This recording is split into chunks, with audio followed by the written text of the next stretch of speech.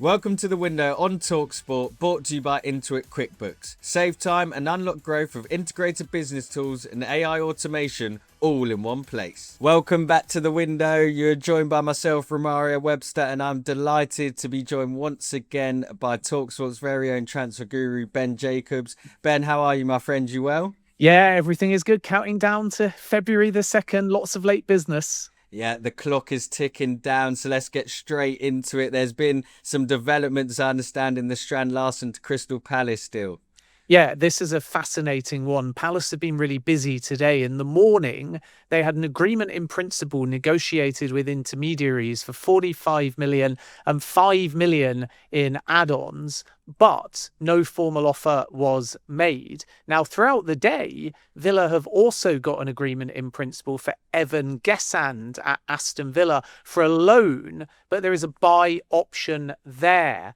Now, Palace are working out whether or not they want to proceed with both deals. Gesand is expected to be finalised tomorrow, but at the time of recording Thursday evening, there is still no formal bid from Crystal Palace to Wolves for Jørgen Strand Larsen. So this deal now hangs in the balance, and I think Wolves were expecting that formal bid quicker.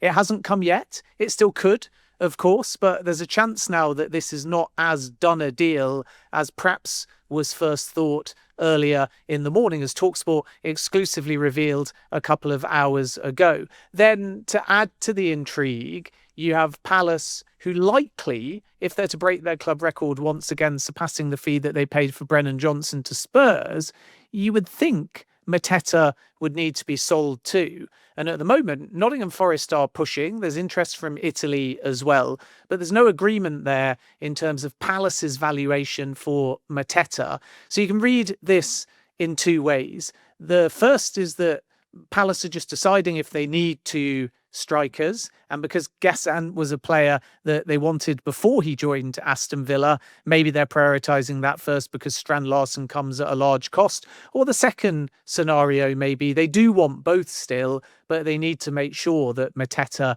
definitely goes, because the money from a potential departure there will ultimately be what funds Jørgen Strand Larsen. So this is not as slam dunk a done deal as it was in the morning. It now, at the time we're live anyway, hangs in the balance, and we'll see if there's any further developments either this evening or within the next 48 hours. I mean, Ben, you sort of covered it there, but is this similar to sort of the Newcastle-Liverpool when Isak went to Liverpool? We saw Nick Voltemade move to Newcastle. Is this a classic striker domino that we're seeing play out here? Potentially, yeah. I think PSR may be a factor for Crystal Palace. That might be one consideration mid-season. It's a big investment that they're making, and they know they're going to have to change managers also at the end of the season as well. Arguably, a Palace prospective manager would like this volume of spend in their first summer rather than now as well. But I think the reality is Crystal Palace are not in a position where they can spend two club record fees, first for Brennan Johnson and then potentially for Jørgen Strand Larsen, without Pakqueta exiting, even though it has to be said they got some pretty decent money for Mark Gay, but not the 35 million number that they had in place over the summer when he nearly moved to Liverpool prior to the move to Manchester City. So there's a lot of moving parts here, and it's a classic example at the end of the window of politics, finances, games, spinning multiple plates, agreeing multiple deals, and then deciding, wait a minute, we might only add one, we might do both. That's the joy of the window, but this is complicated now. It is fast moving. And as I said before, it's definitely not as done a deal as it appeared in the morning. It could still go through, but it hangs in the balance. I mean, Ben, how hard is Jean-Philippe Pakqueta pushing for a move? As you said, a lot of this hinges on his future and what he ultimately does. Is he really pushing to leave Selhurst Park, or is he sort of not, or is he sort of happy to stay for the rest of the season? Pakqueta's indicated he wants to leave, but he specifically said he won't sign a new deal. And over the course of the last few months, he's been exploring and prioritising a move to Serie A. Milan interested, and Juventus made an offer for a loan with an obligation, but Palace were clear. It has to be a permanent exit, and it has to be in and around the £40 million mark. And maybe they're looking at the Jørgen Strand Larsen fee and saying, a little bit higher. So Mateta's become open to a winter exit and now staying also within the Premier League potentially. And that's where Nottingham Forest come in. They've already had one £35 million offer turned down. And the expectation is that talks will continue over the course of the next few days. Adding another layer of intrigue and complication there is the fact that Forest play Crystal Palace in their next game. So everyone will be in and around the same place, maybe in the same room, and perhaps we'll get a little bit of movement after that game. But you also might find that Italian clubs come back in right at the end of the window and again test Crystal Palace's resolve either on valuation or the formula of a deal, because up until now, Palace haven't been willing to do a loan even with an obligation to buy. They want a permanent exit and they want the money now, and they want that number to begin with a 4, not a 3. So Mateta and Strand Larsen presents probably the biggest story or stories heading into deadline day. Strand Larsen, will he or won't he move to Palace? That is likely, if he does, to catalyse a Mateta exit. Forest feel quite confident, but don't be surprised if there's a Serie A club. And then from Mateta's perspective, if he thinks there's going to be another suitor coming in the summer, he might be prepared to wait. He's not said to Palace, I'm leaving right now. He said, I'm not going to sign a new deal, and therefore I'm exploring the possibility of leaving in either the winter or the summer. And that gives Crystal Palace a little bit more calmness and control over the situation as well. I mean, Ben, some people may accuse Nottingham Forest of being greedy. They have Igor Jesus, they have Taiwo Awoniyi, and they've just signed Lorenzo Luca on loan. Why is it that they're still interested in the likes of Mateta? I just think because they've got a striker base that either has injuries or some older players. In the case of Chris Wood, it's both. Taiwo Awoniyi was a player that Forest actually, even though he's got more game time now, had looked to move on to. So there is room for more than one striker. The Lorenzo Luca deal is an excellent bit of business for Nottingham Forest. He's maybe a little bit more versatile in terms of the ground that he can cover and the positions that he can be deployed in. And now they want more of a target man striker and somebody to eventually either compete with Chris Wood or be the kind of heir to him due to his age. And on top of that, Forest had a really clear strategy under Nuno Espirito Santo, actually, and driven by Edu, who's the kind of group sporting director of Evangelos Marianakis' multi-club group.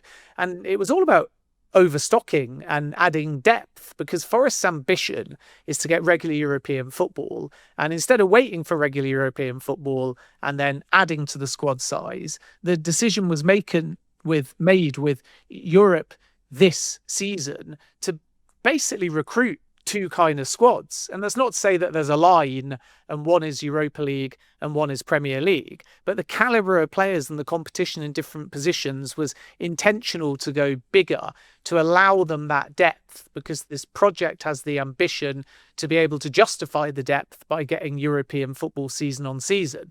At the moment, they're not there. They're fighting relegation and their squad looks a little bit too swollen, but still they continue this strategy in the market to add more quality, and some would say overstock when everybody's fit, but Forest believe that will pay off in the long run and will allow them to go deep in domestic competitions, and also, should they keep qualifying for Europe, have the kind of squad that can compete on multiple fronts. And that speaks to the ambition of Marianakis, but in the short term, the challenge for Sean Dyche is to keep everyone happy and make sure that the club stays in the Premier League.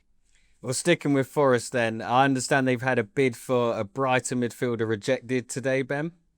Yeah, so this is a bit like the Lewis Dunk situation where inquiries were flatly rejected. And in this particular instance, Nottingham Forest made a bid for £20 million for the Brighton midfielder Yasin Ayari. And Brighton said very clearly and categorically that the Swedish midfielder is not for sale. So I'm not expecting this one to go anywhere, but it's another indication that maybe like Crystal Palace, and certainly in the case of Forest, there's a lot of money, not just a few million, but multiple millions, double figures of millions on more than one player, because this was not in place of somebody like Mateta, because they're two completely different positions. So Forest are looking to spend a big chunk of money in the final days of the window, And it wouldn't at all surprise me if more than one name comes to the City ground between now and when the window shuts. And I suppose that is with a view to making sure that they stay up.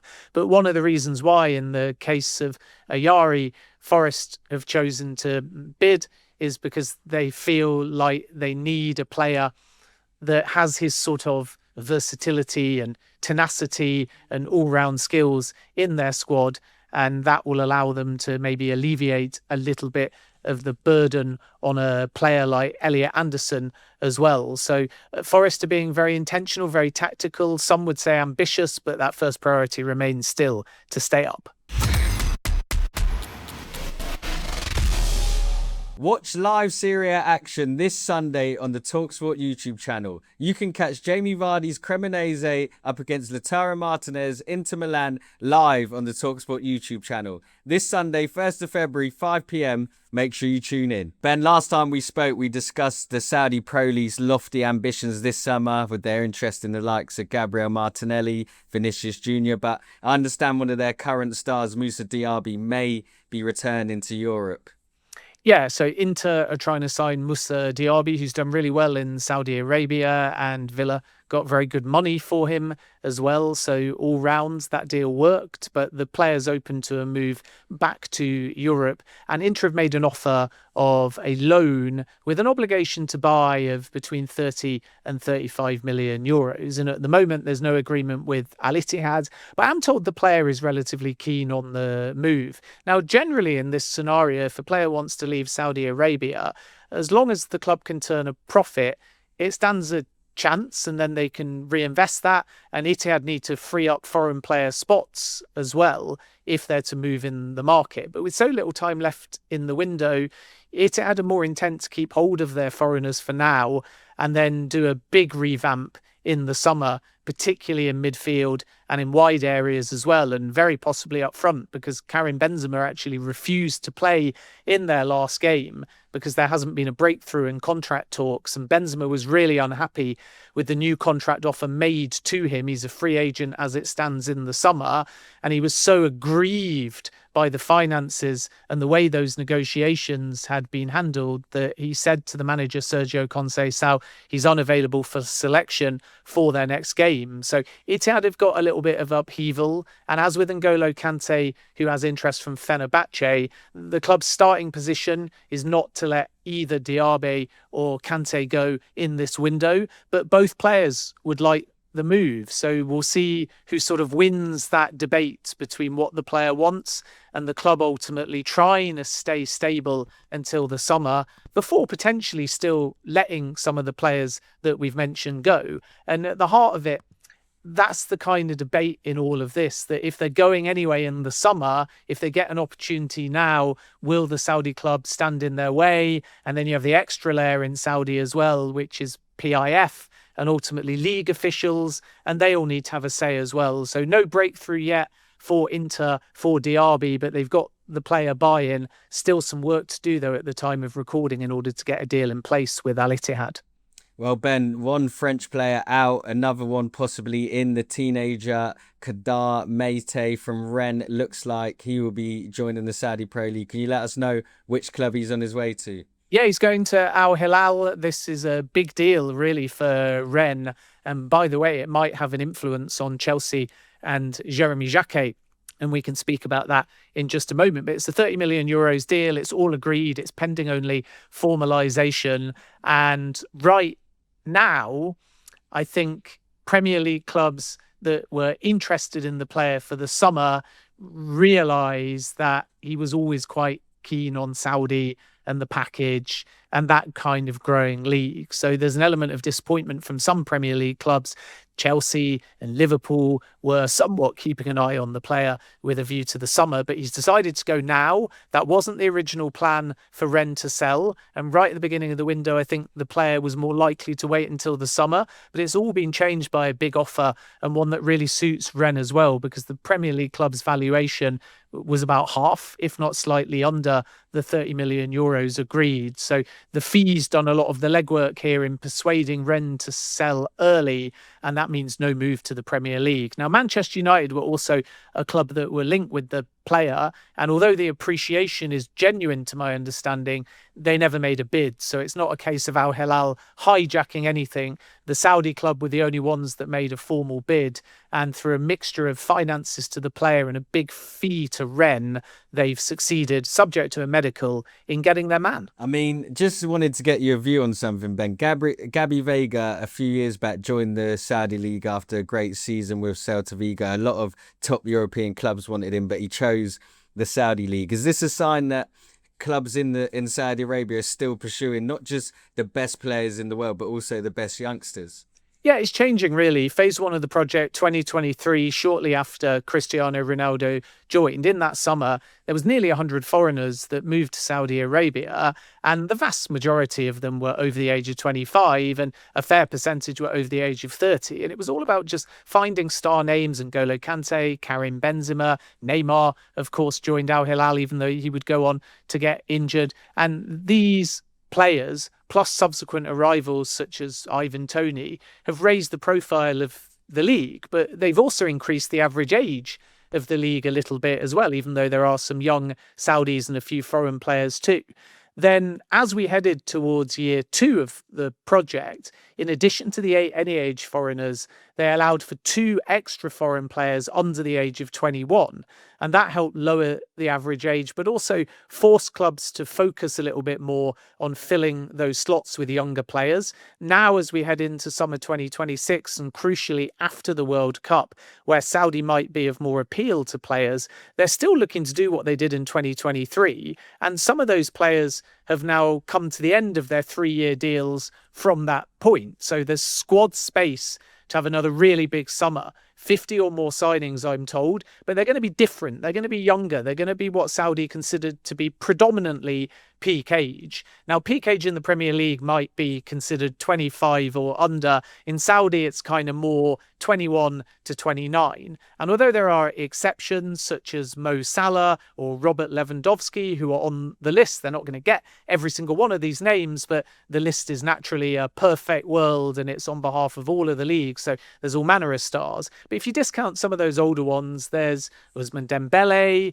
or alternatively Vinny Jr., who's been offered about €1 billion to go and sign a 5-year contract, I'm told, at Al Ahly. And this is where things are changing. First of all, younger players coming to Saudi considered to be peak age. Second of all, trying to get some of the best stars in the world, not just stars with a great CV, but some of the stars that are actually existing Ballon d'Or winners or considered to be at the top clubs. Can Saudi poach them?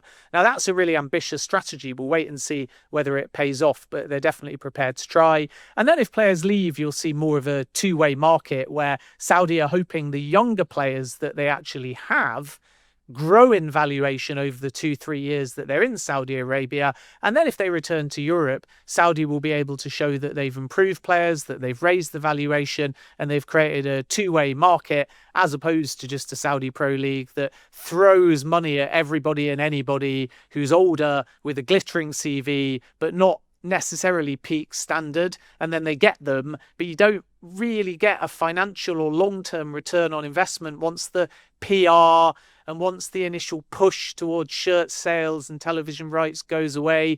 You don't always raise the standard of your league because they're not in every instance peak age players. So this is Saudi's plan, to go younger, to be audacious, and to see whether they can once again send waves through the transfer market to try and become a top 5 or even a top 3 league in the world between now and 2030. I mean, that looks to be an exciting summer for Saudi Arabian clubs. We'll watch that space. Let's just go back to the Premier League, Ben. I know you've been across this story with Alex Crook on talkSPORT.com. Lucas Pakqueta, looks like that is a done deal. How much of an ambitious move is this by Flamengo? And can we see West Ham looking for a replacement? I know they've already signed Tati and Pablo Felipe, but could they be in the market again? Yeah, and they were doing quite well without him as well. In the long run, yes, in the short term, time is running out. Pakqueta deal is done, €42 million, as we revealed on talkSPORT first. and Pakqueta in the process now of formalising the move. Originally, West Ham last year, because these talks began in mid-December, wanted 60 million euros. Then they came down to 50 million euros. Then they came down to 45 million euros, but said, you've got to loan the player back to us until the end of the season.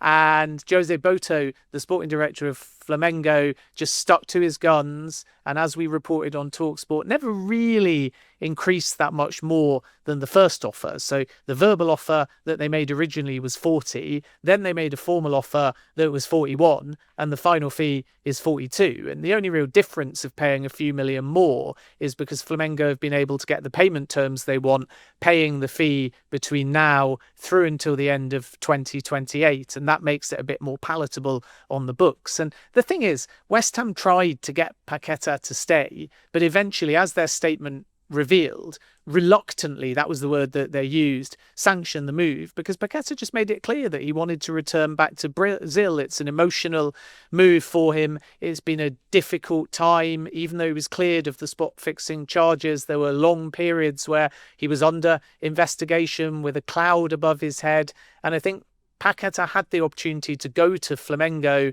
and said no originally over the summer because he felt he owed West Ham some loyalty. But now he's decided this is the right move for him. And ultimately, even though it was a begrudging exit, West Ham finally relenting and deciding not to stand in his way. I mean, sticking with London clubs, Ben, we saw Chelsea qualify in the top 8 of the Champions League yesterday. Can we see Chelsea doing any ins or outs in the final days of the window?